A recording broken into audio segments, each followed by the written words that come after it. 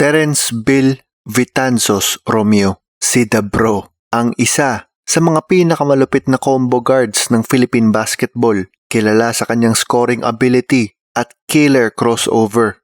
Isa siya sa masasabi nating golden boy ng 2010s PBA, superstar na maituturing. Pwede ring sabihin na sumunod sa mga yapak ng 2000 stars na sina James Yap at Mark Kagiwa. Gaya ng mga nabanggit natin, malakas kasi ang dalang star power ng mamang to. May malaking following at kapag naglaro ay talagang inaabangan kung ano ang susunod na gagawin.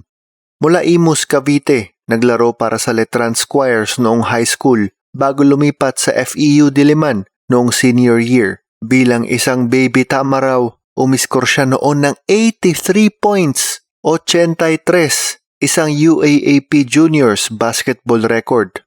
Tinapos niya ang taon ng mag-average ng 37.1 points, 4.1 assist at 4 steals papunta sa kanyang UAAP Juniors MVP Award.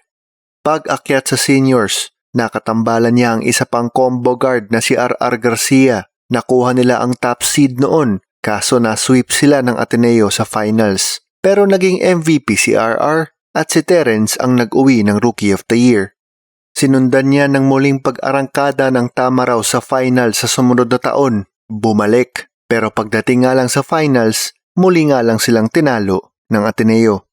2 taon pa siyang mananatili sa Moraita. Siya na ang naging main man pero bigo sila na makuha ang kampyonato. Tinapos ni Terence ang kanyang UAAP career nang maiuwi niya ang MVP. Pinorgo na kasi niya ang kanyang 5th and final playing year sa FEU. Napili siya ng Barako Bull bilang 5th overall pick noong 2013 PBA draft. Yung backcourt tandem niya na si RR, pang-anim na draft. Magkasunod lang sila at pareho silang na-trade papunta sa Global Port. Sa kanyang second game sa pambansang liga, pumukol agad siya dito ng 34 points, 6 of 8 sa 3. Nang makaharap niya ang idolo niyang si Kagiwa, pumukol naman siya ng 27 points. Matapos ang laro, sinabi ni The Spark na si The Bro ang closest player na pwedeng maikumpara sa kanya. Dahil sa mga performances na ito, nakuha ng former King Tamaraw ang respeto ng ilang veteran stars ng liga. Pinatunayan lang niya na capable siyang scorer sa pro level. A star was born. Sinundan niya ng pangunahan niya ang liga ng 3 sunod-sunod na taon sa scoring. Mas nagiging batak na din ang pangangatawan na talagang nakatulong sa pagiging deadly niya, lalo sa crossover. Dito na rin nagsimulang representahan ni Romeo ang Gilas. Pinahanga nga niya ang mundo sa 2015 William Jones Cup. Yung crafty ball handles niya at scoring ability, pati si kabayan Jordan Clarkson napapasteer dapat.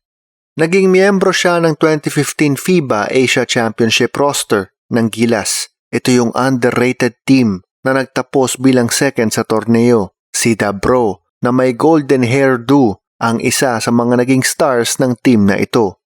Pero matapos nito ay sinundan na ng mga di magandang kaganapan ang karera ni Romeo. Una ay ang pag-request niya ng trade mula Batang Pier.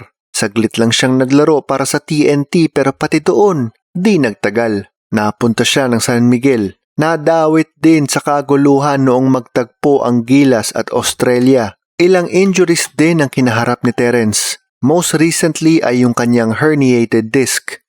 Nagsilbing bagong buhay ang kanyang pagiging beerman. Kinaharap man niya dito ang ilang injuries pero kapag healthy ay talagang nakakapag-contribute. Naging parte siya ng 2 championship teams ng SMB. Finals MVP pa nga siya noong 2019 Commissioner's Cup. Tapos recently ay injury-free na din. Kaabang-abang ang susunod na yugto sa karera ni The Bro. Ay Shaplok, Luis Ascona sa sulat ni Ryan Garcia. Hanggang sa susunod na episode ng Jump, Balero.